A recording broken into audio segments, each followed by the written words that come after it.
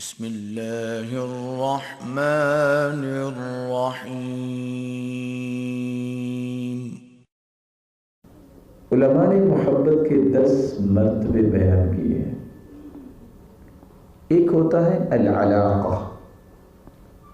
علاقہ سے مراد یہ ہے کہ کسی انسان کا دل کسی کے ساتھ اٹک گیا۔ یہ بنیادی طور پہ محبت کا پہلا درجہ ہوتا ہے۔ اس کے بعد دوسرا درجہ شروع ہوتا ہے الارادہ۔ ارادے سے مراد یہ ہے کہ جو چیز آپ کو پسند ہے دل مائل ہو رہا ہوتا ہے اس کی طرف۔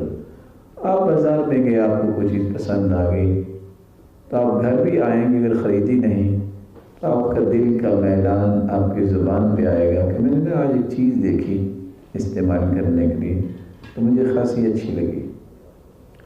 تو الارادہ یہ محبت کا دوسرا مرتبہ ہے۔ الصبابہ محبت کا یہ تیسرا مرتبہ ہے کہ جب دل انڈھیل دیا جائے، ایسی محبت جو انسان کے دل میں تو آئی اور میلان بھی ہوا، بس دل اس کی طرف لگ گیا۔ چوتھا مرتبہ الغرام، یہ ایسی محبت ہے جو انسان کے دل پہ اس طرح مسلط ہو جاتی ہے کہ 24 گھنٹے نکلنے کا نام نہیں لیتی۔ یہاں آ کے پھر ایک فیصلہ کرنا ہوتا ہے مسلمان کو کہ یہ محبت کس کے ساتھ ہے، کس وجہ سے ہے، کیا اس کے نتائج ہیں۔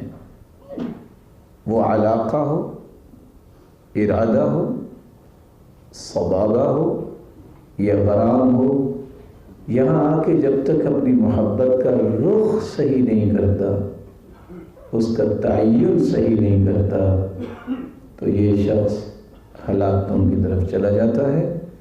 اس لیے 5واں درجہ جو ہے وہ ہے الوداد، خالص دل کے اندر جس کے لیے محبت ہو اس کو الوداد کہتے ہیں۔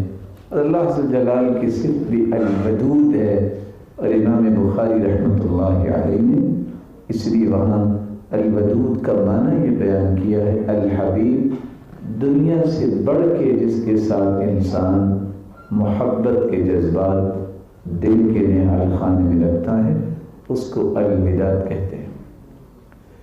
چھٹا درجہ ہے الشغف۔ شغف سے مراد یہ ہے کہ انسان دنیا کا کام بھی کر رہا ہے تو اس کا دل مشغول ہے، اس کو کوئی ہوش نہیں میں کہاں۔ یہ جو کام انسان کی زندگی میں ہو رہا ہے اور پھر اس کو پتہ ہی نہیں چل رہا، اس کی سوچ کسی اور کی طرف ہے کہ فلان چیز مجھے کرنی ہے، فلان جگہ پہ مجھے جانا ہے۔